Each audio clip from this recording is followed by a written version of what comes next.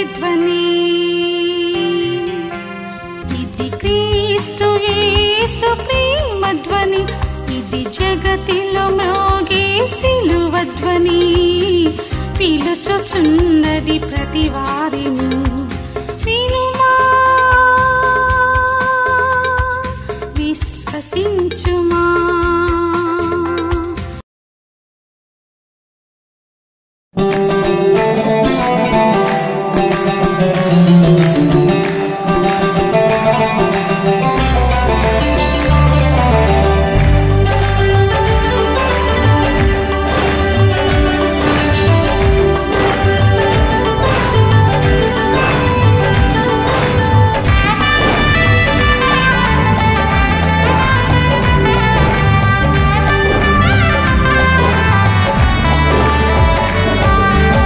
నాదంటూ లోకాన ఏది లేదయ్యా, ఒకవేళ ఉందంటే నీవిచ్చినదే ప్రభువా. నీదే నీదే నాదంతా నీదే, నీదే నీదే బ్రతుకంతా నీదే. నాదంటూ లోకాన ఏది లేదయ్యా, ఒకవేళ ఉందంటే నీవిచ్చినదే ప్రభువా.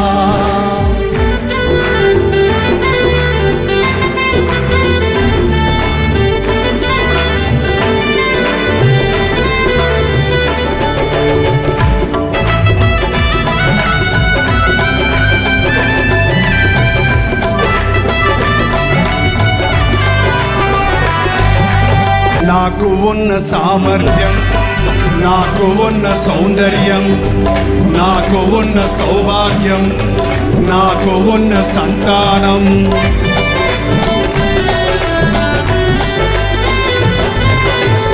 నాకు ఉన్న సామర్థ్యం, నాకు ఉన్న సౌందర్యం, నాకు ఉన్న సౌభాగ్యం, నాకు ఉన్న సంతానం, అనుభవించే ఆరోగ్యం, ఆరగించే ఆహారం, అనుభవించే ఆరోగ్యం, అనుభవించే ఆహారం కేవలం నీదేనయ్యా, కేవలం నీదేనయ్యా, కేవలం నీదేనయ్యా.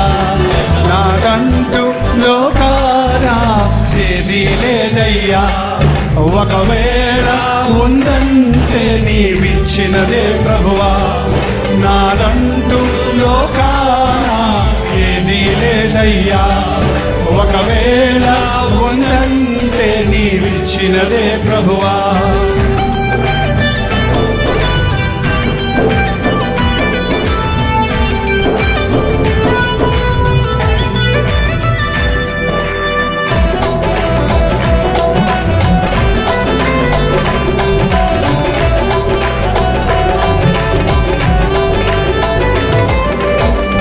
నాకు ఉన్న ఈ బలం, నాకు ఉన్న ఈ పొలం, తాగుచున్న ఈ జలం, నిలువనీడ ఈ గృహం,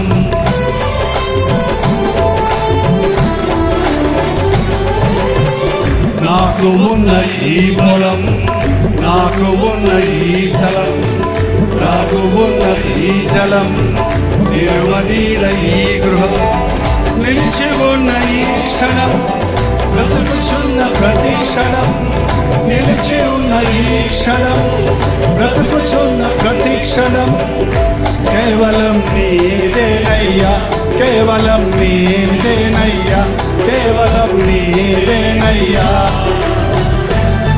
నాదంటూ లోకాన ఏది లేదయ్యా, ఒకవేళ ఉందంటే నీవిచ్చినదే ప్రభువా.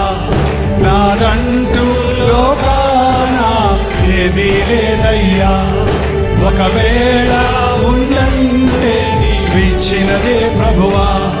నీదే నీదే బ్రతుకంతా నీదే, నీదే నీదే బ్రతుకంతా నీదే, నీదే నీదే బ్రతుకంతా నీదే, నీదే నీదే బ్రతుకంతా నీదే.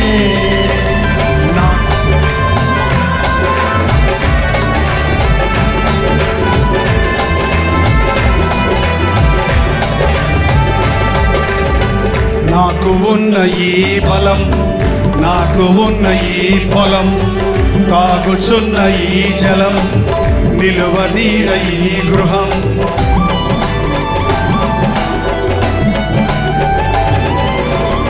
నాకు ఉన్న ఈ బలం, నాకు ఉన్న ఈ పొలం, తాగుచున్న ఈ జలం, నిలువ నీడ ఈ గృహం, నిలిచి ఉన్న ఈ క్షణం, బ్రతుకుచున్న ప్రతి క్షణం, నిలిచి ఉన్న ఈ క్షణం, బ్రతుకుచున్న ప్రతి క్షణం, కేవలం నీదేనయ్యా, కేవలం నీదేనయ్యా, కేవలం నీదేనయ్యా.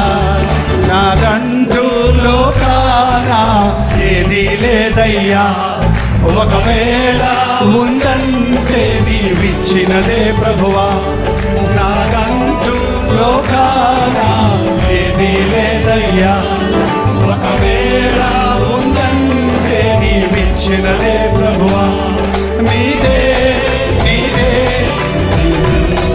నీదే నీదే నీదే బ్రతుకంతా నీదే, నీదే నీదే బ్రతుకంతా నీదే, నీదే నీదే బ్రతుకంతా నీదే. హల్లెలూయా.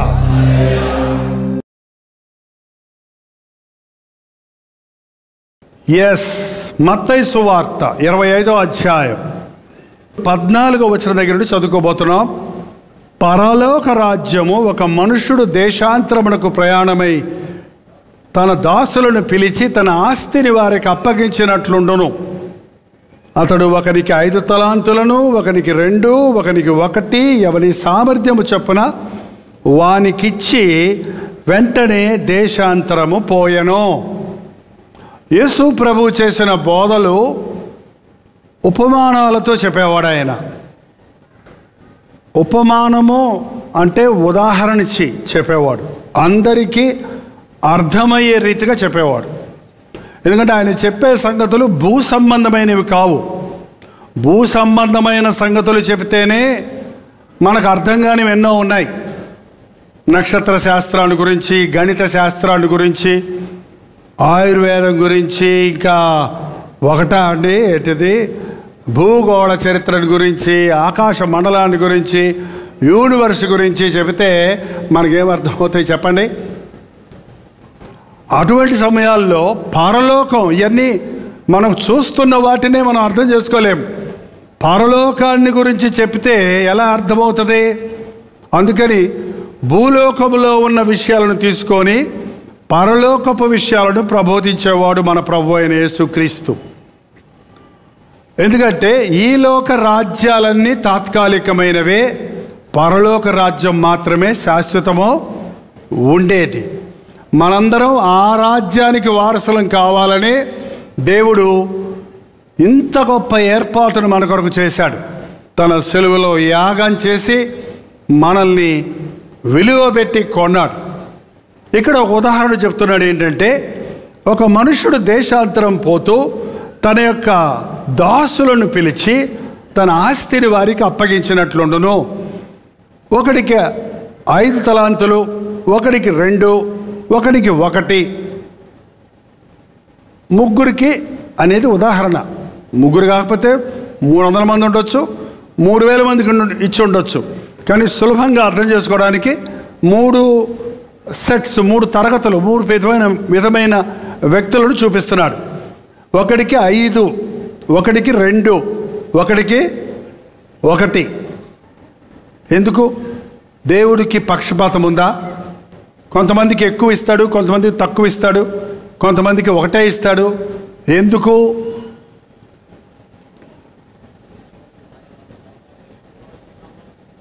వారు చదివి చెప్పేస్తున్నారా? కాదండి. మీరు పిల్లలు స్కూల్కి వెళ్తున్నప్పుడు పాకెట్ మనీ ఇస్తారా? ఎంత ఇస్తారు? మీకు 3 కుమారులు ఉన్నారనుకోండి. ఒకడు కాలేజీలో చదువుతున్నాడు, ఒకడు హై స్కూల్లో చదువుతున్నాడు, ఓ బిడ్డ కిండర్ గార్డెన్ స్కూల్లో చదువుతుంది. ముగ్గురికి ఒకేలాగా ప్రేమించాలి కాబట్టి ముగ్గురికి బైకులు కొనిస్తారా? ముగ్గురికి 300 రూపాయలు ఇస్తారా? ఏం చేస్తారు మీరు? వారికి ఏది అవసరమో, ఏది హ్యాండిల్ చేయగలరో, ఏది వారికి ఉపయోగించుకోగలరో దాన్ని వారికి మీరు ఇస్తారు. అంతే కదా? దేవుడు ఎప్పుడు పక్షపాతం లేదండి. అందుకే మనం ఎవరైనా సరే ఇతరులను చూసి వారికి ఎక్కువ ఇచ్చావు, నాకు ఇవ్వలేదు, వారు బాగున్నారు, నేను చిన్నింట్లో ఉన్నాను, వాళ్ళు పెద్దింట్లో ఉన్నారు, వాళ్ళు మంచి కారులో తిరుగుతున్నారు, నేను డొక్కు కారులో తిరుగుతున్నాను, వాళ్ళకి 2 అంతస్తుల మేడ ఉంది, నాకు వకీళ్ళు కూడా లేదు అని పోల్చుకునేవాడు క్రైస్తవుడు కాదండి. ఇచ్చింది ఏదైనా దాంతో సంతృష్టి కలిగి ఉంటే, ఇచ్చిన దానిని నమ్మకంగా ఉపయోగిస్తే, ఇచ్చిన దాంట్లో మనం నమ్మకస్తులుగా ఉంటే దేవుడు ఖచ్చితంగా ఎక్కువ ఇస్తాడు. ముందు ఒకటి ఇచ్చి చూశాడు, దీంట్లో నమ్మకంగా ఉండు, నీకు ఇంకెన్నో ఇస్తాను. ఇక్కడ 5 అనేది ఇది ఈ తలాంత విషయం కాకుండా దేవుడిచ్చేటువంటి వరాలు లేక తలాంతులు లేక ఆస్తిపాస్తులు లేక అనేక రకాలైనటువంటి గుణగణాలు లేక తలాంతులు అంటే నీలో ఉన్నటువంటి సామర్థ్యత, మెరిట్, నీలో ఉన్న ప్రత్యేకతలు ఎన్నో ఉంటాయి కొంతమందికి. వాటిని కాకుండా జనరల్గా మామూలుగా దేవుడు అందరికీ ఇచ్చినవి కొన్ని ఉన్నాయండి. అందరికీ కామన్గా ఇచ్చినవి కొన్ని ఉన్నాయి. ముందు అవేంటో చెప్తారా? సమయం అందరికీ ఇచ్చారా? రాజుకైనా, పేదకైనా, ప్రైమ్ మినిస్టర్కైనా, బెచ్చగాడికైనా 24 గంటలు ఇచ్చాడా లేదా? ప్రైమ్ మినిస్టర్ కాబట్టి ఆయనకి 48 గంటలు, అడుగు తినేవాడికి 1 గంట ఇచ్చాడా? అందరికీ ఇచ్చింది సమయం. రెండోది అందరికి ఇచ్చింది ఏంటి? ఫ్యామిలీ ఉన్న వాళ్ళందరూ చేయి చూపించండి. ఓకే, దింపండి. పెళ్ళి అయ్యాక ఫ్యామిలీ వస్తుందా? పెళ్ళి కాకముందు కూడా ఫ్యామిలీ ఉందా?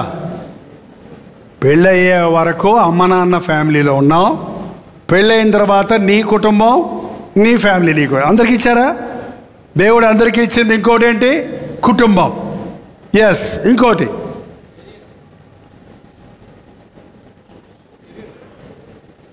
ఏం అర్థం కావట్లేదు. మీకు ఏమి ఇచ్చారండి? మీకే తెలియట్లా. ఏమి ఇచ్చారండి? మీ శరీరం. మీ శరీరమైనా పక్క వాళ్ళ శరీరంలో ఉంటున్నారు దెయ్యాల్లాగా. దెయ్యాలకు శరీరాలు లేవండి. మనకేమిచ్చాడు? అద్భుతమైన శరీరాన్ని ఇచ్చాడు. ఇంకేమిచ్చాడు? 1, 2, 3 అయినాయి. ఆయుష్. శరీరం ఉండటమే కాదు, ప్రాణం, ఊపిరి, ఆయుష్ అందరికీ ఇచ్చారు. చచ్చిన వాళ్ళకి అయిపోయింది వాళ్ళకి కదా. ఓకే, ఆయుష్. ఇంకొకటి, అసలు ఈ లోకంలో బతకాలంటే చెప్పండి. అన్బే ప్రధానం అని తమిళ్లో పాట పాడేవాళ్ళమండి. అప్పుడు కొంతమంది పాడేవాళ్ళు, పణమే ప్రధానం, డబ్బే ప్రధానం. డబ్బులు లేకపోతే ఎట్ట బతుకుతావురా? ఆయుష్ ఇస్తే సరిపోద్దా? ఆరోగ్యం ఇస్తే సరిపోద్దా? శరీరం అంటే సరిపోద్దా? కుటుంబం అంటే సరిపోద్దా? కుటుంబాన్ని రన్ చేయాలి కదా, పోషించాలి కదా. దానికి ఏం కావాలి? డబ్బు కావాలి. ఖచ్చితంగా డబ్బులు కావాలి. ఇండియాలో ఉంటే రూపాయలు కావాలి, అమెరికాలో ఉంటే డాలర్లు కావాలి, ఇంకో చోట ఇంకోటి కావాలి కదా. మరి డబ్బు దేవుడు ఇవ్వలేదా? అక్కడ మాట్లాడతా, డబ్బు మాకు దేవుడు ఇవ్వలేదండి, మేము కష్టపడి సంపాదించుకుంటున్నాం. మాకు కార్పొరేషన్ వాళ్ళు ఇస్తున్నారు, మాకు సెంట్రల్ గవర్నమెంట్ వాళ్ళు ఇస్తున్నారు, మాకు సిమ్సన్ కంపెనీ వాళ్ళు ఇస్తున్నారు, మాకు విజయ హాస్పిటల్ వాళ్ళు ఇస్తున్నారు, మాకు స్టేట్ గవర్నమెంట్ నుంచి ఉద్యోగం, నేను సెక్రటరియట్లో నేను పనిచేస్తున్నాను. ఏంటండి, నేను హాస్పిటల్లో పనిచేస్తున్నాను, నాకు డబ్బులు ఇచ్చేది వాళ్ళు, నాకు దేవుడు ఎప్పుడు ఇచ్చాడు అంటారా ఏంటి? ఎవరిచ్చారు? మాట్లాడతలా.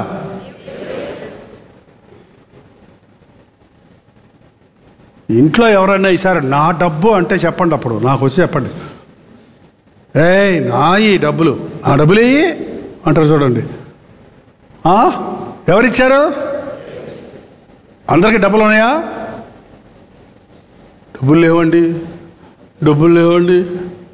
ఎదురుగుండా ఈ ట్రాన్స్పరెంట్ చొక్కా జేబులో కనపడుతూనే ఉంటుంది 2000 రూపాయల నోటు. జబ్బులే లేవు, అదే ఉంది కదా, అదే చిల్లర లేదు, మళ్ళీ ఇటకమ్మస్క.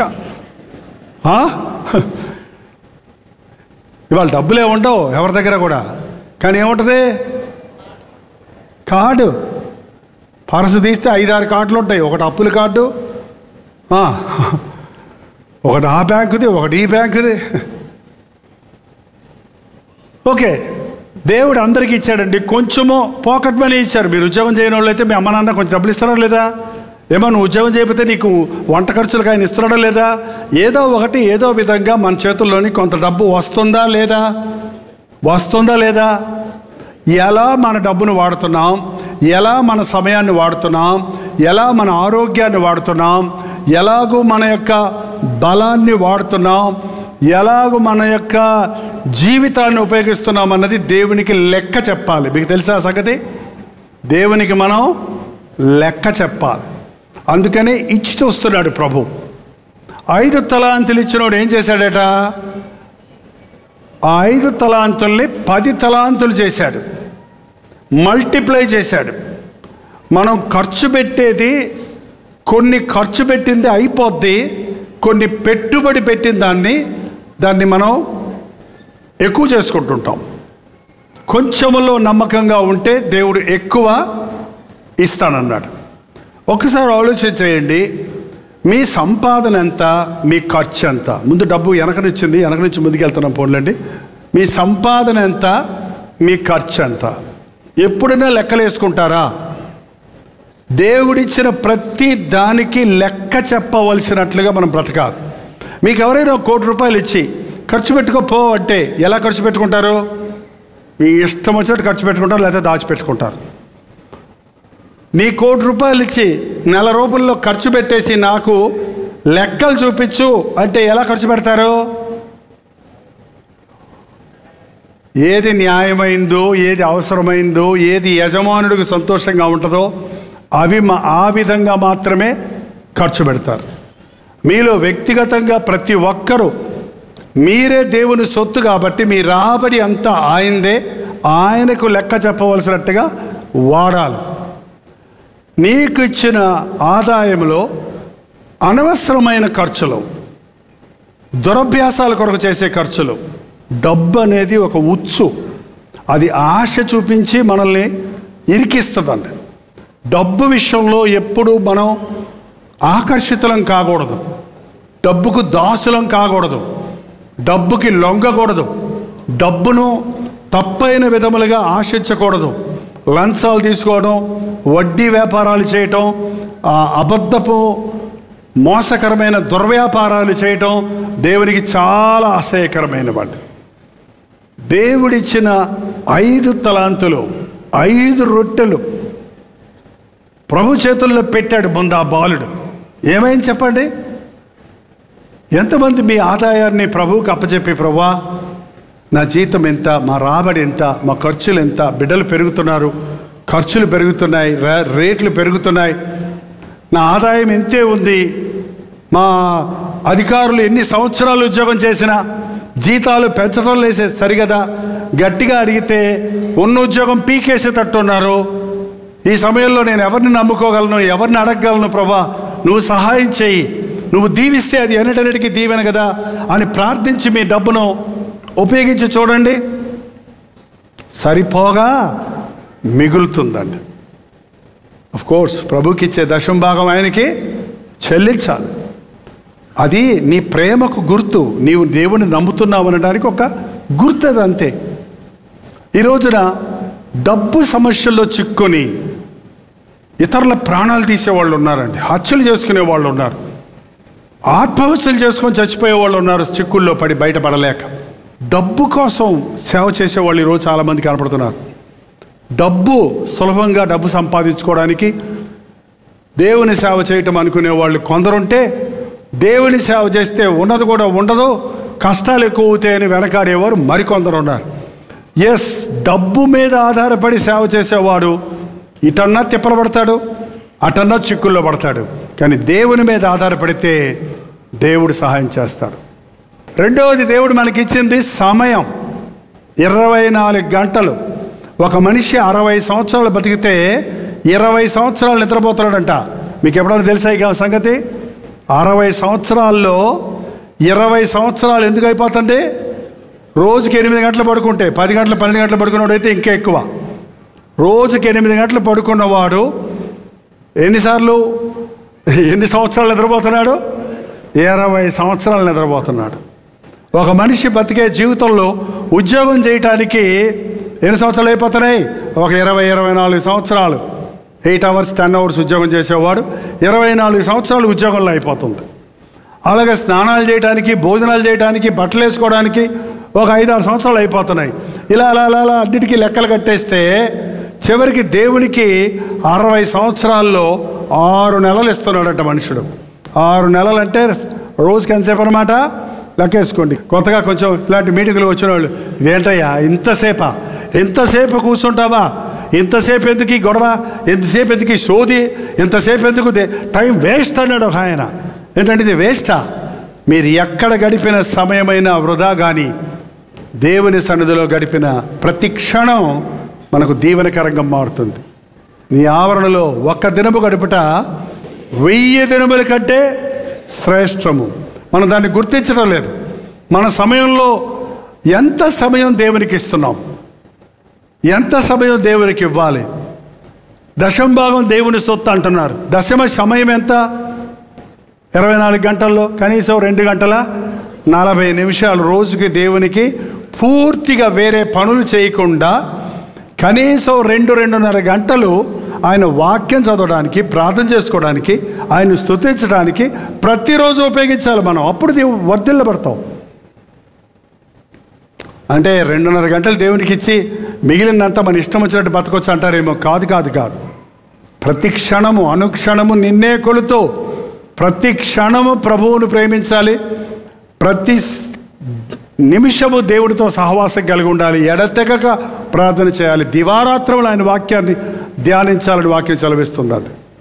మన సమయం అంతా దేవుని కోసం వాడినప్పుడు దానివల్ల ఏం లాభమో అని ఈ లోకరీతైన లాభాలు చూసుకోవటం కాదు. కానీ మేము సమస్తము విడిచిపెట్టి నేను వెంబడించాం కదా, మాకేం కలుగుతుందని పేతురు అడిగినప్పుడు ప్రభు ఏం చెప్పాడు? ఎవడైనా నా నిమిత్తమై తన తల్లిదండ్రులైనా, అన్నదమ్ములైనా, అక్కచెల్లెలైనా, ఆస్తులైనా, ఇళ్లనైనా మరి ఏదైనా నువ్వు విడిచిపెట్టిన ఎడల ఇహమందు పరమందు నిత్య జీవము 100 రెట్లు పొందుతారు. మనం దాన్ని గుర్తిస్తలేదు. దేవుని రాజ్యం, శాశ్వతమైన రాజ్యం కొరకు సిద్ధపడుతున్నామన్నప్పుడు మన సమయాన్ని ఆయన రాజ్యం కొరకు వాడాలి, ఆయన్ని మహిమపరిచే రీతిగా వాడాలి అని గుర్తించడం లేదు. 3వది మన యొక్క కుటుంబం.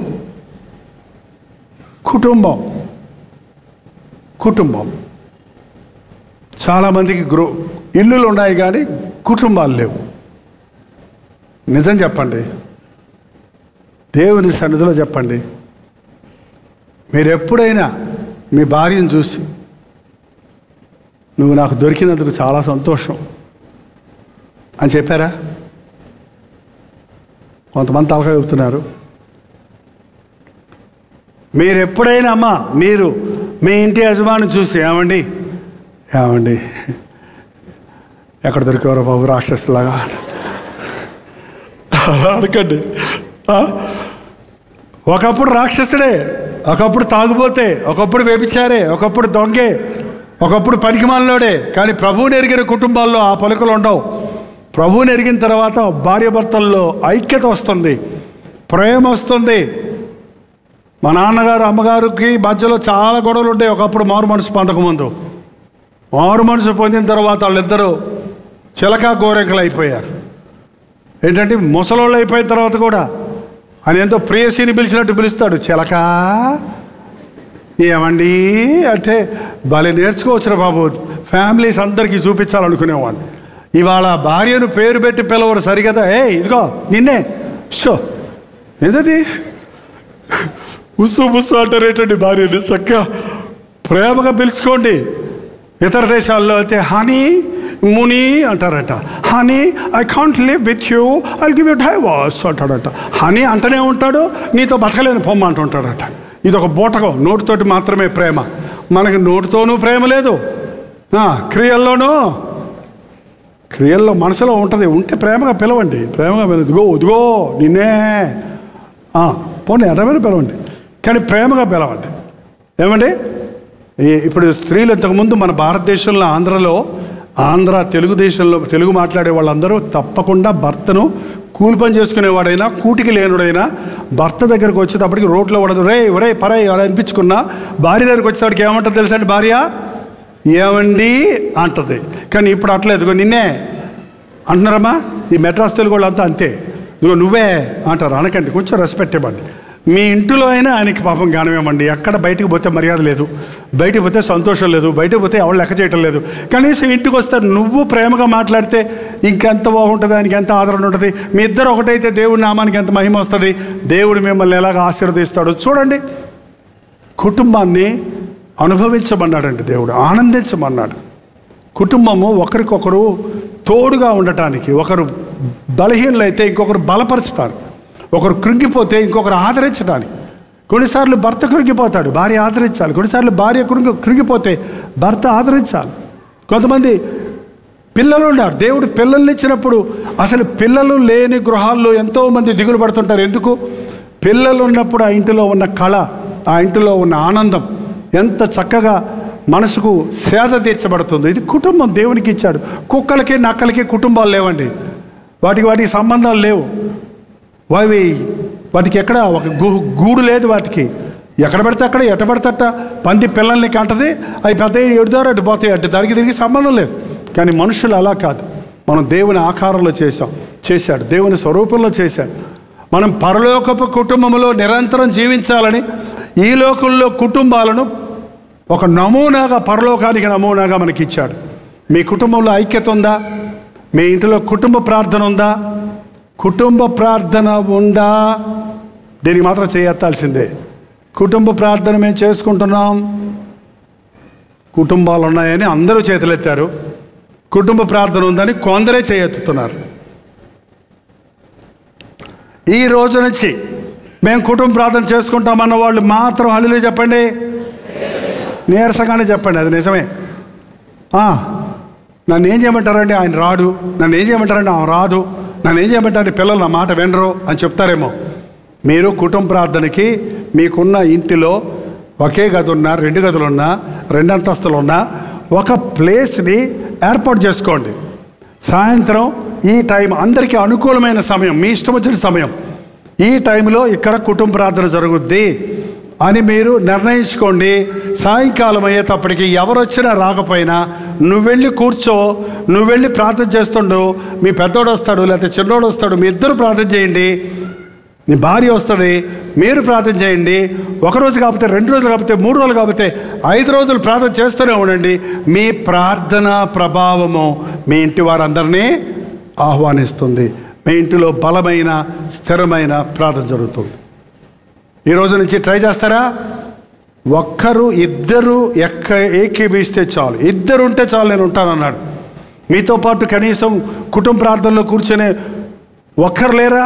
నీ భార్యో, భర్తో, బిడ్డో, కుమారుడో, కుమార్తె ఒకరు లేరా? సంపాదించండి వాళ్ళు ప్రభు కొరకు. మీరు ఒకవేళ హాస్టల్స్లో ఉంటుంటే, రూమ్స్లో ఉంటుంటే, హాస్టల్ మేట్స్, రూమ్ మేట్స్ మీరు కలిసి ప్రార్థన చేయండి. మీరు రూమ్స్ తీసుకుంటున్న వారు, చదువుకోవడానికి వచ్చిన వాళ్ళు, మీరు విశ్వాసులతో కలిసి మీరు రూమ్ షేర్ చేయడానికి ప్రయత్నించండి వీలైనంత వరకు. లేదంటే మీ విశ్వాసాన్ని బట్టి అవిశ్వాసిని ప్రభు దగ్గరకు నడిపించడానికి ప్రయత్నం చేయండి. దేవుడిచ్చినటువంటి ఐక్యత, ఈ చర్చ్ అనేది కూడా ఒక పెద్ద కుటుంబం అంటది. ఇక్కడ మనందరం కలిసి ప్రార్థించాలి, కలిసి పాడాలి, కలిసి దేవుని మాటలు వినాలి, కలిసి దేవుని హృదయానుసారంగా బ్రతకాలన్నది దేవుని ప్రణాళికగా ఉన్నది. ఒకటి మనకిచ్చిన సమయం, మనకిచ్చిన డబ్బు, మనకిచ్చిన కుటుంబం, మనకిచ్చినటువంటి శరీరము. ఈ అద్భుతమైన శరీరాన్ని గురించి మన విలువ మనకు తెలియటం లేదు కానండి. ఒక కృత్రిమంగా ఒక మనిషి లాంటి రోబోట్ని చేయడానికి కొన్ని మిలియన్స్ డాలర్ ఖర్చు అవుతుందట. అంత వేసినా కూడా దాన్ని ఆపరేట్ చేయడానికి మనిషి కావాలి. మళ్ళీ దాన్ని పనిచేసేటట్టు చేయడానికి అవి కొంతమట్టుకి లిమిటెడ్ పని మాత్రమే చేయగలుగుతాయి.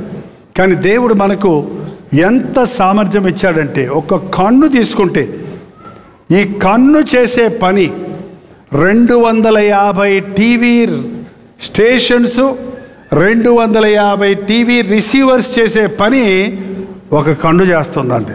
ఎంత ఖర్చు అవుతుంది అనుకుంటారు? ఒక టెలివిజన్ స్టేషన్ తయారు చేయాలంటే అంత పని మన కన్ను. మీ కళ్ళు కనపడుతున్నాయా? బ్లాక్ అండ్ వైట్ కనపడుతుందా? కలర్స్ కనపడుతున్నాయా? కలర్స్. కలర్ టీవీ లేదే అని ఏడుస్తారు కొంతమంది. కలర్ టీవీ ఉన్నా కళ్ళు కలర్ టీవీ కనపడిపోతే ప్రయోజనం లేదు కదా. దేవుడు కళ్ళు ఇచ్చినందుకు దేవుడిని స్తుతించాలి. మన చెవిలో వినపడుతున్నాయా? వినపడుతుందా? ఓకే.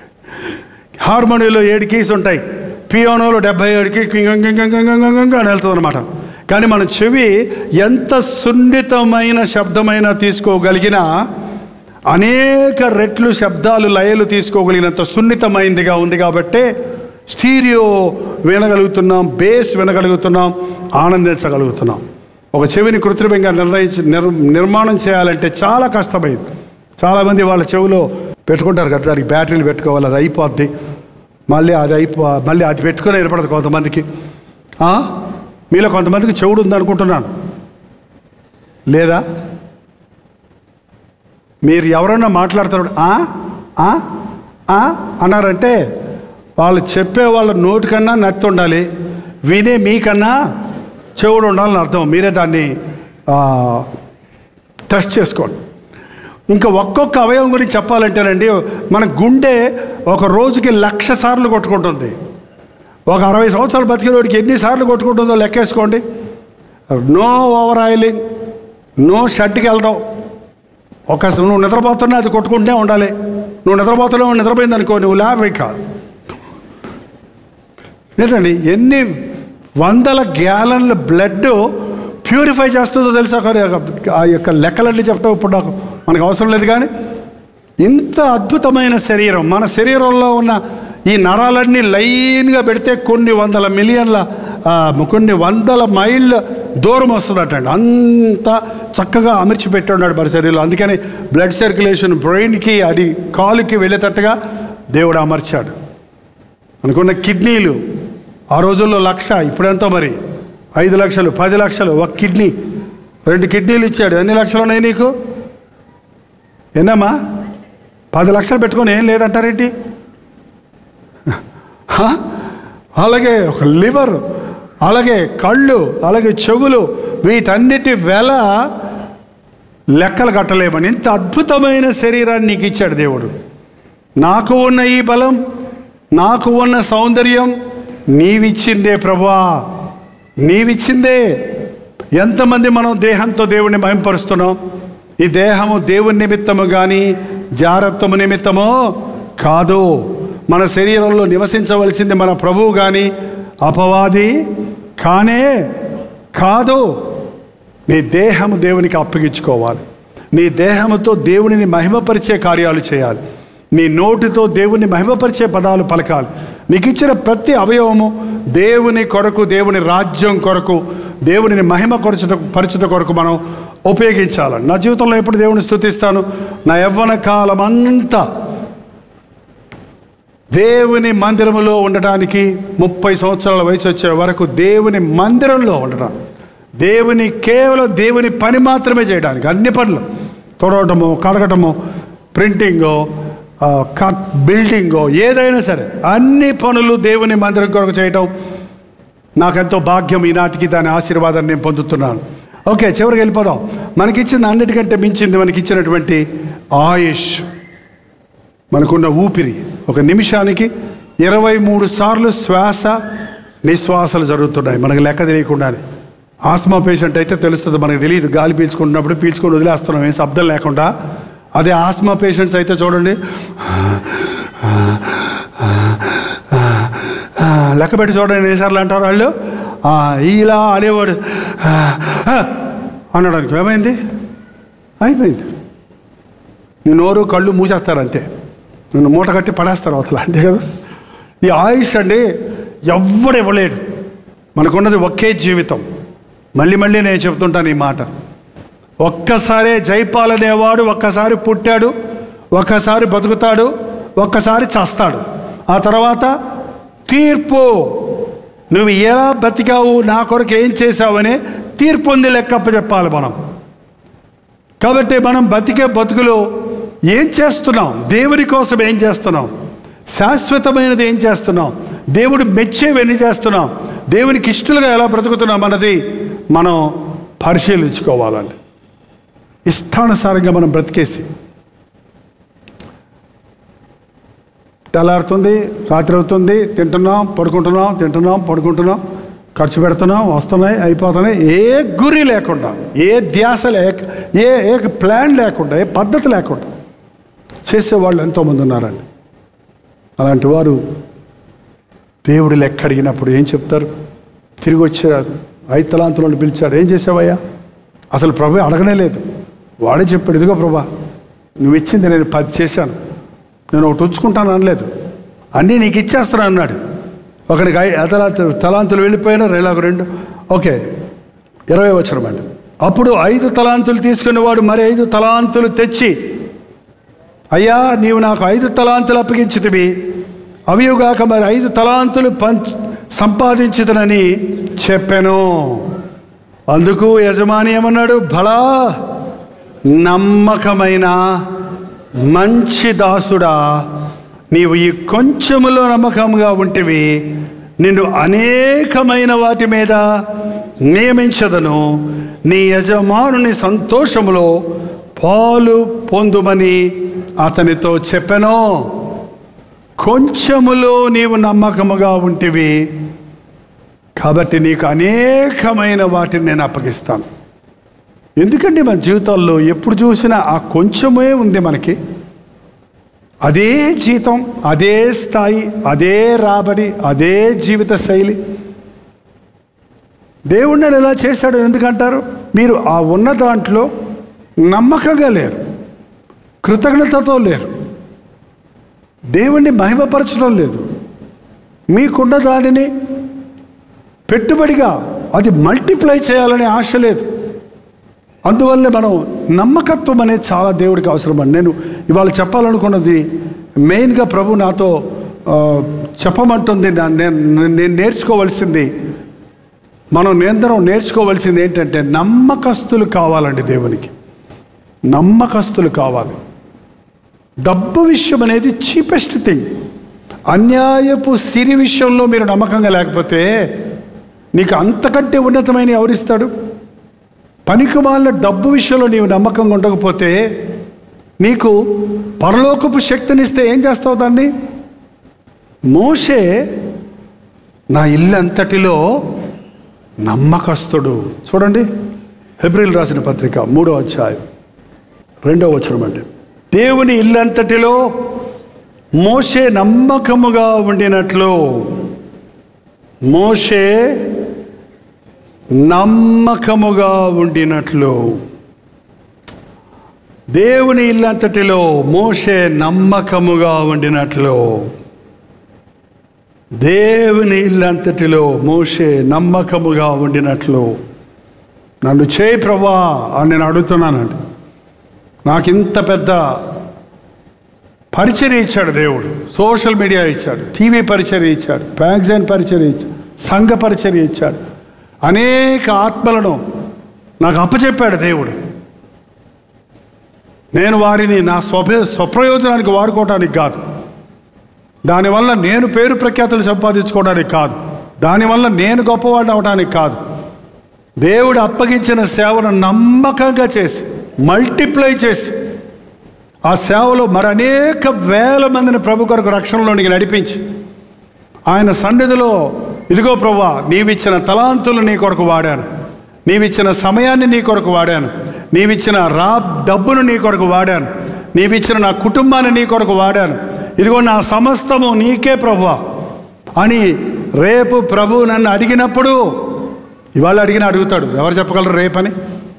ఆయన ముందు నేను నిలబడ్డప్పుడు, ఆయన వచ్చి నన్ను అడిగినప్పుడు ఏం చేసావు జైపాల్ నాకు నువ్వు అని అడిగితే నేను సిగ్గుపడవలసిన అవసరత లేకుండా ఉంటే నేను ధన్యుడండి.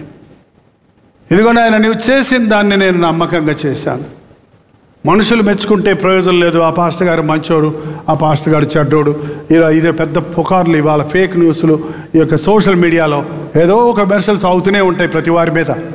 కానీ మనుషులు పొగిడినా, మనుషులు నొచ్చుకున్నా మెచ్చుకున్నా నేను లెక్క చేయనన్నాడు డేవిడ్ బ్రైడర్ అనే భక్తుడు.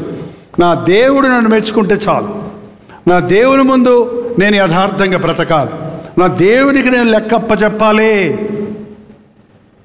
లెక్కప్ప చెప్పవలసి వచ్చినప్పుడు నీవు దేవుని ముందు సిగ్గుపడలేకుండా ఉండాలి, నమ్మకంగా ఉండాలి. నీకున్న అధికారం, నీకున్న సమయం, నీకున్న డబ్బు, నీకు అప్పచెప్పిన మనుషులు ఏంటండి, ఆత్మల దేవుడు మీరు నా సొత్తు కాదు, మీరు ప్రభు సొత్తు. కానీ నా పరివేషంలో ఉంచాడు మిమ్మల్ని. నేను మిమ్మల్ని దిద్దకపోతే, నేను మిమ్మల్ని గద్దించకపోతే, నేను మిమ్మల్ని సరిగా నడిపించకపోతే, మీకు సరైన వాక్యాన్ని విభజించి పంచకపోతే, మిమ్మల్ని వాక్యానుసారంగా పరిపూర్ణులుగా చేయకపోతే దేవుడు నన్ను లెక్క అడుగుతాడని భయం. లెక్క అడుగుతాడు, భయం ఏంటి? ఖచ్చితంగా అడుగుతాడు లెక్క. కొంచెంలో నమ్మకంగా ఉండు.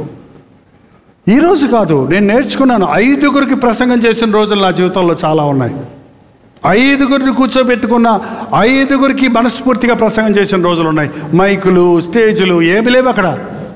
ఆ సందులోకి వెళ్ళి, ఆ గొంతులోకి వెళ్ళి, ఆ ఇంటిలోకి వెళ్ళి అక్కడ కూర్చొని 5గురిని మనస్ఫూర్తిగా పలకరించి, మనస్ఫూర్తిగా ప్రార్థించి, వారి యోగక్షేమాలు తెలుసుకొని, వారి కోసం ప్రార్థించి వారిని ప్రభు దగ్గరకు నడిపించిన సంభవాలు మీరే చెప్పగలరు. మీలోనే ఉన్నారు అనేక మంది.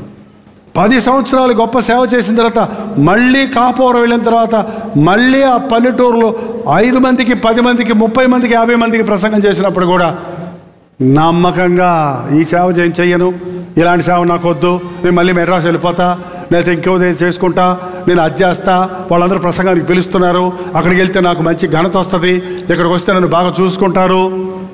మీకు తెలుసండి, ఆ మధ్య కొంత సిక్ అయినప్పుడు కొందరు సేవకులు నన్ను పిలిచారు. ఇంకెంతకాలం మీరు కష్టపడతారు, మా దగ్గరకు వచ్చేయండి, మీకు అన్నీ మేము ఫెసిలిటీస్ అన్నీ చేస్తాం, మిమ్మల్ని బంగారంలో చూసుకుంటాం అన్నాడు. బాబోయ్, బంగారంలో చూసుకుంటాడట. తుడిచి దారిలో పెడతారనమాట బంగారం. వద్దు నాయన, నాకు కాలు చేయి ఆడుతుంది, నా ప్రభు కొరకు నేను ఊపిరి ఉన్నంత కాలం ప్రయాసపడతాను. ఒకరోజు అడుగుతాడండి దేవుడు, నన్ను కూడా అడుగుతాడు. నిన్ను అడుగుతాడు. నన్ను 5 తలాంతుల గురించి అడగచ్చు, నిన్ను 1 తలాంతు కూడా ఇచ్చి అడగచ్చు. నీకో చర్చ్ ఇచ్చాను, నీకో తలాంతు ఇచ్చాను, నీకో సంఘం ఇచ్చాను, నీకో సేవకుడిని ఇచ్చాను, నీకోసం నా ప్రాణం ఇచ్చాను, నీ మీద నేను దృష్టి ఉంచాను, నువ్వు నా కోసం ఏం చేశావు అడుగుతాడు. 5 తలాంతులోని అడిగాడు, 2 తలాంతులోని అడిగాడు, 1 తలాంతోండి అడిగాడు. 5 తలాంతులోడేమో ఇదిగో 5 అన్నాడు. 2 తలాంతులోడు ఏమన్నాడు? ఇదిగో 2 అన్నాడు. 2 తలాంతులు ఇచ్చిన వాడు ఏమన్నాడు చూడండి.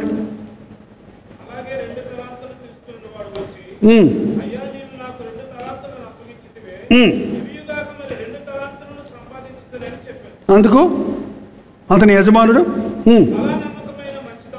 బలా నమ్మకమైన కొంచెం మంచి దాసుడు అన్నాడా? కొంచెం మంచి దాసుడు కదా. 10 చేసినోడికి బలా నమ్మకమైన మంచి దాసుడే అన్నాడు.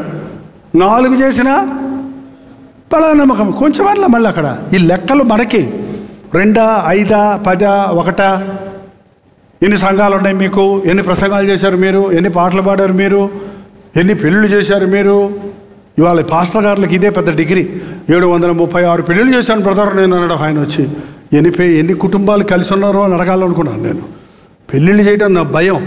ఒకవేళ పెళ్లి చేస్తే వాళ్ళు జీవితకాలం అంతా కలిసి ఉండే వరకు ప్రార్థించడం నా బాధ్యత నేను గుర్తించి నేను తక్కువ మందికే పెళ్లి చేశాను. ఇంతవరకు దేవుని మహాకృప వలన నేను చేసిన పెళ్ళిళ్ళు చేసిన వాళ్ళందరూ కలిసి జీవిస్తున్నారు. ఒకళ్ళిద్దరు విడిపోయి కొన్ని 7-8 సంవత్సరాలు విడిపోయారు ఒక కుటుంబం, భార్యాభర్తలు ఇద్దరు. ఏంటి ప్రభా నేను చేశాను పెళ్ళి మధ్యవర్తిగా, నేను లెక్క చెప్పాలి నీకు ఆ కుటుంబం కోసమని నాకు గుర్తొచ్చినప్పుడల్లా ప్రార్థన చేస్తూనే ఉన్నాను. ఒకరోజు నాకు వినపడింది ఏంటంటే 7 సంవత్సరాల తర్వాత భర్తలు ఇద్దరు సమాధానపడి కుటుంబంగా కట్టబడి చక్కటి బిడ్డలకు తల్లిదండ్రులు అయ్యారు. ఇప్పుడు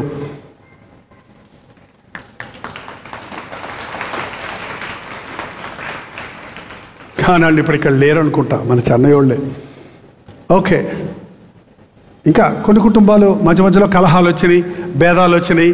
కానీ వారి కోసం ప్రార్థిస్తున్నప్పుడు మీ వివాహాలు దేవుని చిత్తంలో జరగాలి. ఒక బిడ్డకు పేరు పెడితే ఆ బిడ్డ కొరకు జీవితకాలం అంతా ప్రార్థన చేయాలనేది నా భారం అండి. ఊరక పేరు పెట్టి పంపించేయటం కాదు.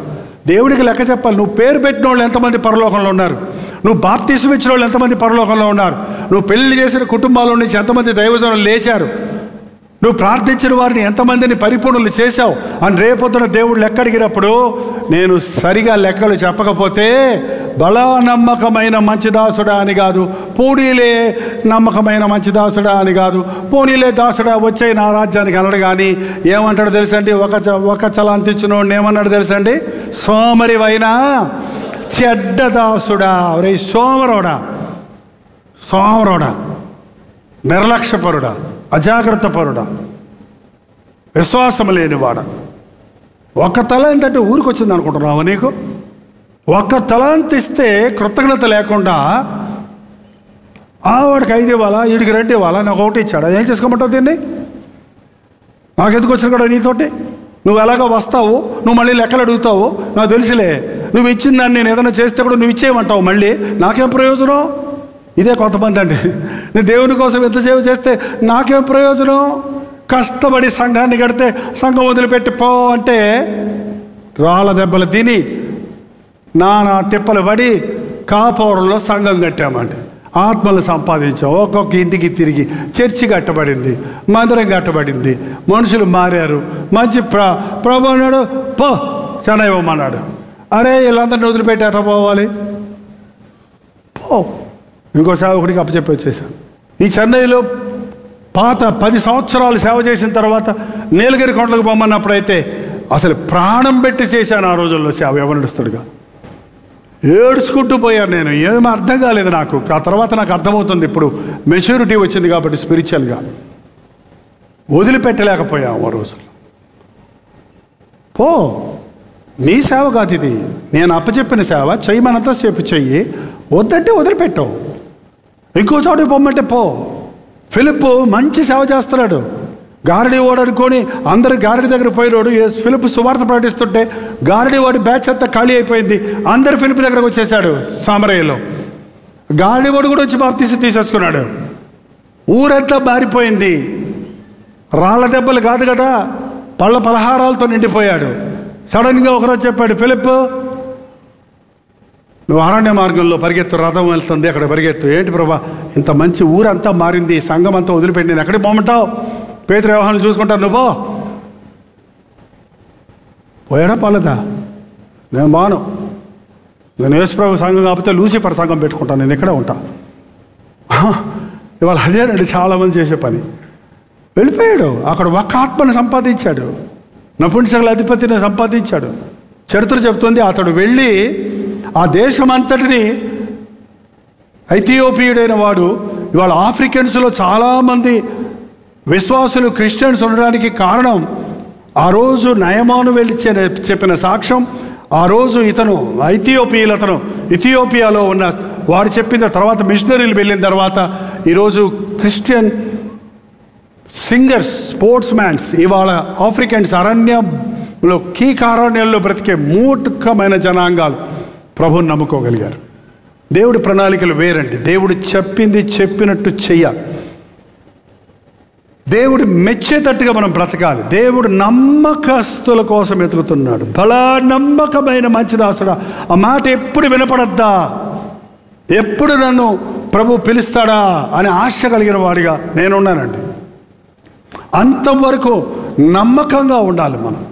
మన డబ్బు విషయంలో, మన సమయం విషయంలో, మన శరీరాన్ని ఉపయోగించుకునే విషయంలో, మన కుటుంబం విషయంలో, మన ప్రాణం ఊపిరి దేవునిది అన్న సంగతి మనం గుర్తుపెట్టుకోవాలి.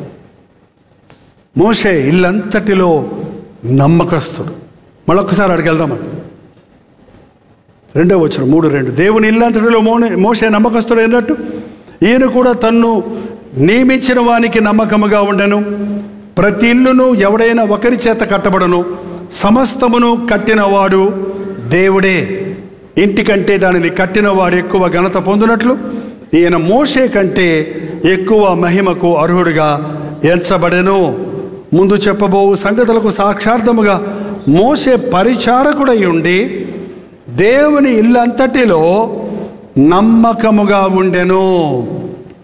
మోషే ప్రవక్త అనలేదు ఇక్కడ, నాయకుడు అనలేదు ఇక్కడ. ఏమంటున్నాడు? పరిచారకుడుగా ఉండి దేవుని ఇల్లంతటిలో నమ్మకముగా ఉండెను. మోషే పరిచారకుడుగా ఉన్నాడు. అంతే. తను సేవ చేస్తున్నాను అంటే ప్రసంగాలు చేస్తామంటారేంటి, సూటు బూటు వేసుకోవటం అంటారేంటి, స్టేజ్ మీద నిలబడతామంటారేంటి, అవన్నీ తర్వాత. అదొక భాగం మాత్రమే, ఒక భాగమే. స్టేజ్ దిగిన తర్వాత పని ఉంది నాకు చాలా. స్టేజ్ మీద ఉన్నదే కాదు పరిచర్య. 24 hours మనం దేవుని పని చేయాలి. 24 hours మనం ప్రార్థించటంలో, విజ్ఞాపన చేయటంలో, టెక్నికల్గా బిహైండ్ ద సీన్స్ ఎన్నో పనులు ఉన్నాయి దేవుని రాజ్యాన్ని, సువార్తని ఇవాళ సోషల్ మీడియాలో, టీవీల ద్వారా అనేకులకు అందించడానికి. దేవుడు మెచ్చాలి నిన్ను. ఇన్ని సంవత్సరాలు నువ్వు దీవించబడ్డావు ఈ మందిరంలో, ఇన్ని సంవత్సరాలు నువ్వు ఆశీర్వదించబడ్డావు, నీ కుటుంబాలు ఆశీర్వదించబడ్డాయి, నీకు చక్కటి బిడ్డలను ఇచ్చాడు, నీకు ఆరోగ్యకరమైన బిడ్డలను ఇచ్చాడు. కొంతమంది తల్లులు ఎలా దుఃఖిస్తున్నారో చూస్తే నాకు వేదన కలుగుతుందంట. 8 రోజుల బిడ్డకి హార్ట్ సర్జరీ ప్రార్థన చేయమని ఒకళ్ళు పెడితే 8 రోజుల పసికందుకి గుండె ఆపరేషన్, ఏదో ఆపరేషన్ చేయాలి, హార్ట్ ఏదో ప్రాబ్లం సంథింగ్, వెంటనే ఆపరేషన్ చేయాలి అంటే ఆ తల్లిదండ్రులు ఎలా అలమటిస్తున్నారో తెలుసా? 21 సంవత్సరం అయిందండి మా అబ్బాయికి, నడవడు, మాట్లాడు, మెంటల్లీ రిటాలియేట్, మేమే ఎత్తుకొని మొయ్యాలి అని బాధలు పడుతున్న వాళ్ళని చూసినప్పుడు మనం కొంచెం విసిగించే బిడ్డలుంటే గన్నానరా నిన్ను అంటావు. నువ్వు అన్నావు. దేవుడు ఇచ్చాడు గర్భఫలము, యెహోవా ఇచ్చో బహుమానం. దేవుడు ఇచ్చాడు. కనాలనుకున్న వాళ్ళందరూ కనగలుగుతున్నారా? దేవుడిచ్చిన బిడ్డలు ఒక్కోసారి మీ బిడ్డలు విసిగిస్తున్నప్పుడు, ఒకసారి బిడ్డలు మనకు భారం అనిపించినప్పుడు మనం గుర్తు చేసుకోవాలి. పోనీలే, వాడు ఇంకా రక్షించబడలేదు కదా, వాడు ఇంకా అవగాహనలోనికి రాలేదు కదా, ప్రభు ఆ బిడ్డను మార్చని ప్రార్థన చేసి కనిపెట్టండి, వాడు యోగ్యుడు అవుతాడు. అంతేగాని అదే ఒకవేళ ఒక కుంటోడో, ఒక గుడ్డోడో, ఒక బ్రెయిన్ పెరగని వాడో నాకు పుట్టుంటే నేను మోస్తూ ఉండేవాడిని కదా, దీనికంటే ఈ బిడ్డ మారటానికి అవకాశం ఉంది, మేలే కదా అని దేవుడిని స్తుతించవచ్చు కదా. ఎస్, దేవునికి మీ బిడ్డలను అప్పగించండి, దేవుణ్ణి స్తుతించండి. ఆ ఒక తలాంతోడు దగ్గర ఏం చెప్పాడు? ఆ ఒక తలాంతోడు కూడా తీసి ఎవరికి ఇమ్మన్నాడు? ఆల్రెడీ 10 ఉన్నాయి చూడు, మళ్ళీ అదే వాడికి కూడా. అందుకనే కొంతమందికి ఉండే కొద్ది ఆశీర్వాదాలు ఎక్కువ అవుతుంటాయి, కొంతమందికి ఉన్నాయి కూడా ఊడిపోతుంటాయి. మీరు ఏ స్టేజ్లో ఉన్నారో తెలియదు. పెరుగుతున్నారా, తరుగుతున్నారా? భక్తి విషయంలో పెరుగుతుంటే అన్ని విషయాల్లో వర్ధిల్లుతుంటారు, భక్తి విషయంలో తరుగుతుంటే అన్ని విషయాల్లో అదే తెలిసిపోద్దండి. వేరేమీ లేదు. బాగా ఆసక్తి కలిగిన వాడు కానుకలు ఇచ్చే విషయంలో ముందుంటాడు, మందిరానికి వచ్చే విషయంలో ముందుంటాడు, దేవుని మందిరం పనులు చేసే విషయంలో ముందుంటాడు, సాక్ష్యం ఇచ్చే విషయంలో ముందుంటాడు, అన్నిట్లో ముందుంటాడండి.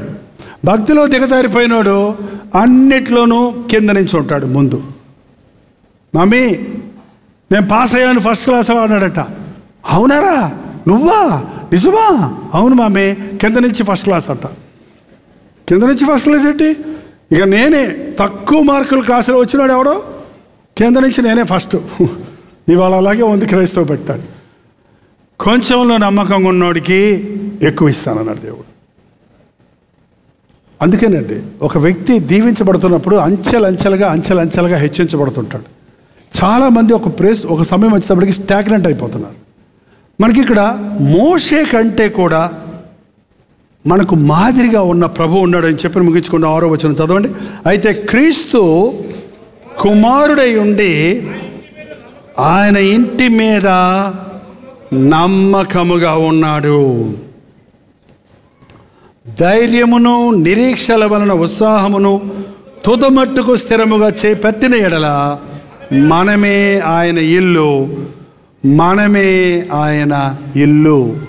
మన పట్ల మన ప్రభు నమ్మదగిన వాడిగా ఉన్నాడు. మనల్ని నమ్మకంగా కాపాడుతున్నాడండి. ఎన్నిసార్లు తిరగబడ్డా, ఎన్నిసార్లు జారిపోయినా, ఎన్నిసార్లు బాధ పెట్టినా ఆయన ఎంతైనా నమ్మదగిన వాడు. మనం ఎంతనైనా అప్రమాస్తులుగా ఉన్నా ఇంకా మనల్ని ప్రేమిస్తున్నాడు, ఇంకా మన పట్ల తన వాత్సల్యతను వేడకుండా ఉన్నాడు. మనల్ని చక్కపరచాలని, మన లోపాలు సరిచేయాలని, మనల్ని పరిపూర్ణలు చేయాలని, మనల్ని ఆయన రాజ్య వారసులుగా చేసుకోవాలని ప్రభు ఆశిస్తూ కనిపెడుతున్నాడు. ఆయన రాకడ విషయంలో ప్రభు రాకడ సూచనలు అన్నీ ప్రపంచంలో నెరవేరిపోయినాయండి. మరి ఎందుకు ఇంకా ప్రభు రాకడ రాలేదంటే, లోకంలో ఉన్నవాళ్ళ సంగతి పక్కన పెట్టండి, వధువు సంఘం అనబడిన, క్రైస్తవులు అనబడిన, విశ్వాసులు అనబడిన వారే ఈరోజు అనేకులు విడిచిపెట్టబడవలసిన స్థితిలో ఉన్నారు కనుక ప్రాణమిచ్చిన ప్రభువు మనల్ని ప్రాణము కంటే ఎక్కువ ప్రేమించి ఉన్నాడు కనుక మనల్ని ఆయన రాజ్యము కొరకు సిద్ధపరచాలని మన పట్ల దీర్ఘశాంతము చూపిస్తూ ఉన్నాడు. ఈ సమయంలో ఒకసారి ఆలోచించేద్దాం. దేవుడు వచ్చి నన్ను లెక్క అడిగితే, వాక్యంలో స్పష్టంగా చెప్పబడింది, ప్రతి మాటకు లెక్క చెప్పాలి. దేహంతో జరిగించిన ప్రతిదీ, అది మంచిదైనా చెడ్డదైనా దాని గురించి లెక్క చెప్పాలి. మరి ముఖ్యంగా సేవకులమైన, పాస్టర్లమైన మీరు మీ లెక్కలే చెప్పుకోవాలి. మేమైతే బోధకులు అవ్వాలని ఆశపడేవారు, సేవకులు అవ్వాలని ఆశపడేవారు జాగ్రత్త పడాలి. ఎందుకంటే మేమైతే మీలో ప్రతి ఒక్కరి గురించి దేవునికి లెక్క చెప్పాలి. దేవునికి లెక్కప్ప చెప్పవలసి వచ్చినట్లుగా మీ ఆత్మలను కాయిచున్నారు కనుక వారి మాట విని వారికి, హెబ్రీయులకు రాసిన పత్రిక 13వ అధ్యాయం అక్కడ చూడండి, మీ పైన నాయకులుగా ఉన్నవారు లెక్క అప్పచెప్పవలసిన వారి వలె మీ ఆత్మలను కాయుచున్నారు. వారు దుఃఖముతో ఆ పని చేసిన యెడల మీకు నిష్ప్రయోజనము గనుక దుఃఖముతో కాక ఆనందముతో చేయునట్లు వారి మాట విని వారికే లోబడి ఉండుడి. దేవునికి లెక్కప్ప చెప్పవలసిన వారిగా మనం సేవ చేయాలి. దేవుడు అప్పగించిన బాధ్యత, ఒక పాట పాడమన్నా, ఒక లిస్టు తయారు చేయమన్నా, ఒక వాయిద్యాలు వాయించమన్నా, ఒక లైవ్లో యాక్టివ్గా ఉన్నా, ఒక సోషల్ మీడియాలో వర్క్ చేస్తున్న, ఒక టీవీ పరిచయలో పాలిభాగస్తులైనా, దేవుడు నాకు అప్పచెప్పాడు ఈ పని 100% పెర్ఫెక్షన్ ఉండాలి. నాకు అదొక తిక్క, నాకు తిక్క అంటారు నిజంగా. అందుకే అన్నిటికీ చేతస్థం చేస్తాడన్న, అన్నీ పర్ఫెక్ట్ అంటాడు. మరి నా దేవుడు పర్ఫెక్ట్ కాదా? మీ దేవుడు పర్ఫెక్ట్ కాదా? కాదా? నేను పరిపూర్ణుడై ఉన్న ప్రకారము మీరును ప్రతి విషయంలో పరిపూర్ణులై ఉండండి. నోబడీ ఈజ్ పర్ఫెక్ట్ అనుకుంటూ ఒక సాగు చెప్పుకుంటూ పోతా ఉన్నారు ఇవాళ. Yes, nobody is perfect, but with Christ we are perfect. మనలో ఉన్న కళంకాలు, మనలో ఉన్న లోపాలు, మనలో ఉన్న బలహీనతలు, మనలో ఉన్న పాతాదాము స్వభావాలన్నిటి నుంచి మనల్ని విముక్తి చేయడానికే యేసుక్రీస్తు తన రక్తాన్ని చిందించాడు. ప్రభు వైపు చూస్తే ఏంటంటే, ఒక మంచి మాస్టర్ ఏం చెప్తాడు, look at me and do, నేను చేసింది చేయమంటాడు. యేసు వైపు చూడమంటుంది అందుకే బైబిల్. యేసయ్య చేసింది మనం చేస్తే వీ విల్ బికమ్ పర్ఫెక్ట్. ఆయనలాగా మనం మార్చబడతాం. హల్లెలూయా. పూర్ణ హృదయంతో, నాకు పాట ఏం పాడేమో అది, వాక్యం ఏమన్నామో అది, నువ్వు ఇచ్చినవన్నీ నీకోసం నేను వాడతానయ్యా, నీ మహిమార్థమై వాడతానయ్యా. నేను వాటిని పదంతులు చేసి, వాటిని అభివృద్ధిపరిచి, వాటిని ఎక్కువ చేసి నీ ముందు నిలబడతాను. నా సమస్తము నీకే అన్నది మనం నోరు తెరిచి ప్రభుతో చెబుదాం. లేచి నిలబడండి, ప్రార్థన చేద్దాం. యేసు ప్రభు తన సమస్తాన్ని మనకి అప్పచెప్పాడు. చిన్న ప్రార్థన, నోరు తెరిచి చెప్పండి. నా సమయాన్ని వృధాపరుచుకుంటున్నానయ్యా, నా తలాంతులు వృధాపరుచుకుంటున్నారయ్యా, నా సంతానాన్ని నీ కోసం వాడతలేదయ్యా, నా బిడ్డలు నీ రాజ్యంలో గొప్పవారిగా ఉండాలని ఆశపడతలేదయ్యా, నా డబ్బు విషయంలో నేను అపనమ్మకస్తుడుగా ఉన్నానయ్యా. నిజంగా దేవుని దృష్టిలో మీరు ఎలా ఉన్నారో అది ఒప్పుకోండి, చెప్పుకోండి. మన తప్పులు మనం చెప్పుకుంటే దాన్ని సరిచేయడానికి ప్రభు సిద్ధంగా ఉన్నాడు. ప్రతి ఒక్కరు నోరు తెరిచి ప్రార్థన చేద్దాం. కొద్ది క్షణాలు ప్రార్థన చేద్దాం. ఈ రోజు నుంచి నాయన, నేను డబ్బు విషయంలో నమ్మకస్తులుగా ఉంటాను, నా సమయం విషయంలో నమ్మకస్తులుగా ఉంటాను, నా దేహాన్ని నీకోసమే ఉపయోగిస్తాను, నా జీవితాన్ని నీకే అంకితం చేసుకుంటున్నాను అని ప్రభుతో చెప్పండి. నా కుటుంబం నీ కోసమేనాయన, నా బిడ్డలు నీ కోసమేనయ్యా, నా ఇంట్లో కుటుంబ ప్రార్థన మొదలు పెడతానయ్యా, నాకు సహాయం చేయమని ప్రభుని అడగండి. ప్రతి ఒక్కరు నోరు తెరిచి ప్రార్థన చేయాలండి. ఇదిగో ఒక నిబంధన చేసుకోకుండా ప్రభు బలలో పాలు పంపులు పొందొద్దు. ఒక నిబంధన చేసుకోండి. ఈ రోజున దేవుడు లెక్క అడుగుతాడు. ఒక రోజున ఆయన ముందు నిలబడాలి. మనం ఏం చేసావు నా కోసం అంటే ఏ సమాధానం చెప్తావు? నిన్ను రక్షించుకున్నానే, కోట్లాది విలువ కంటే ఎక్కువైన ఆత్మ రక్షణ ఇచ్చాను నీకు. ఆ రక్షణ ఏం చేసావు నువ్వు? నీ రక్షణ సాక్ష్యాన్ని ఏం చేసావు? కొంచెం కింద మంచం కింద పెట్టుకున్నావా? నీ రక్షణ సాక్ష్యాన్ని పంచి ఎవరినైనా రక్షణలోనికి నడిపించావా? ఇతరులకు మాదిరిగా ఉన్నావా? నీ చేతిలో ఉన్న డబ్బు విషయంలో నమ్మకంగా ఉన్నావా? నీకు ఇచ్చిన అధికారం విషయంలో నమ్మకంగా ఉన్నావా? నీకు ఇచ్చిన ఆధిక్యత విషయంలో నమ్మకంగా ఉన్నావా? ప్రభు మనల్ని అడుగుతాడండి. ఇప్పుడే పరిశోధించుకుందాం, మన లెక్కలు సరి చేసుకుందాం. లేదంటే ఒకరోజు దేవుడు లెక్క చూసి ముగిస్తాడు. మెనేమెనెటికేలు ఫారసి, నిన్ను తాసులో తోచగా నీవు తక్కువగా కనపడితివి, నీ రాజ్యం నీ వద్ద నుంచి తీసేస్తున్నానని బెల్షదర్తో చెప్పినట్లుగా నీ అధికారాన్ని తీసేస్తున్నాను, నీ దగ్గర ఉన్న దాన్ని తీసేస్తున్నాను, నీ ప్రాణం తీసేస్తానంటే మనకు దిక్కే దిక. దేవునితో చెబుదాం, నాయన నన్ను క్షమించయ్యా, అపనమ్మకస్తుడిగా ఉన్నాను, క్షమించు నాయన. అపనమ్మకస్తులతో పాటు అగ్నిగుండంలో పాలు పంపులు పొందకుండా ఉండటానికే కదా నమ్మకస్తుడిగా ఈ లోకంలోనికి వచ్చి నమ్మకమైన సాక్షిగా నా కొరకు ప్రాణమిచ్చి నీ రక్తమిచ్చి నన్ను కొన్నావే, నీకు వందనాలు యేసయ్యా అని ప్రభువుని చెబుదాం. ఎందుకంటే నీ కోసం రక్తం ఇచ్చిన ప్రభు నిన్ను అడుగుతున్నాడు. నీ కోసం సమస్తము దారపోసిన ప్రభు నిన్ను అడుగుతున్నాడు. నాయన నన్ను క్షమించయ్యా, సోమరైన చెడ్డదాసులుగా ఉన్నానయ్యా, అజాగ్రత్తగా ఉన్నానయ్యా, అలక్ష్యంగా ఉన్నానయ్యా, లోక కార్యాల కోసమే కక్కుర్తిపడుతున్నానయ్యా, లోక సంపాదన కోసమే ఆశపడుతున్నానయ్యా.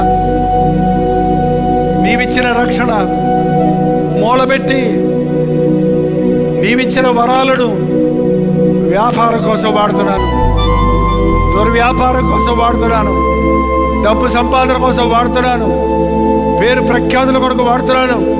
నన్ను క్షమించయ్యా అని ప్రభు దగ్గర చెబుదాం. సహోదరి ప్రార్థించు. నీ కుటుంబాన్ని కట్టుకుంటున్నావా? నీ బిడ్డలు దైవ భయంలో పెంచుకుంటున్నావా? నీ బిడ్డలు దేవుని రాజ్యంలో గొప్పవారిగా ఉండాలని ఆశిస్తున్నావా? నీ సమయాన్ని సద్వినియోగపరుచుకొని దినమంతటిలో దేవుని కొరకు ఏదైనా చేయగలుగుతున్నావా? ప్రతి ఒక్కరు నోరు తెరిచి ప్రార్థన చేయండి. అలా నమ్మకమైన మంచి దాసుడా, అలా నమ్మకమైన మంచి దాసురాలా అని ప్రభువు మెప్పు కొరకు కనిపెట్టాలని ఆశపడదాం. ఒకే జీవితం మనకి ఇవ్వబడింది. ఈ జీవితాన్ని ప్రభు కొరకు ఉపయోగిద్దాం. పరిశుద్ధుడా, ప్రేమగల తండ్రి, ఒక్కసారి మమ్మల్ని చూడు నాయన. లైవ్లో జూమ్లో ఏకీపిస్తున్న వారిని చూడయ్యా. ఎన్నో దీవెనలు మేము పొందామయ్యా. 5 కాదు 10 కాదు, కోట్లాది ఆశీర్వాదాలు మేము అనుభవిస్తూనే ఉన్నామయ్యా. అనుక్షణము నీవు మమ్మల్ని కాపాడుతున్నావు, సజీవులుగా ఉంచున్నావు, ఆయుష్నిచ్చున్నావు, ఆరోగ్యం ఇచ్చున్నావు, కుటుంబాన్ని ఇచ్చున్నావు. మా అవసరతలు తీరడానికి మాకు డబ్బునిస్తున్నావయ్యా. అది నీ చేతి నుంచి వచ్చిందని నమ్ముతున్నామయ్యా. నీ సన్నిధిలో నిలబడిన మమ్మల్ని నీ ఆత్మతో అభిషేకించుము. నీకు ఇష్టలుగా బ్రతుకుటకు, నిన్ను సంతోషపరచుటకు, నీ నామాన్ని నీ మహిమపరచుటకు మా ఒక్కొక్కరికి సహాయం చేయము. క్రీస్తు నామములో అడుగుచున్నాను తండ్రి, ఆమేన్.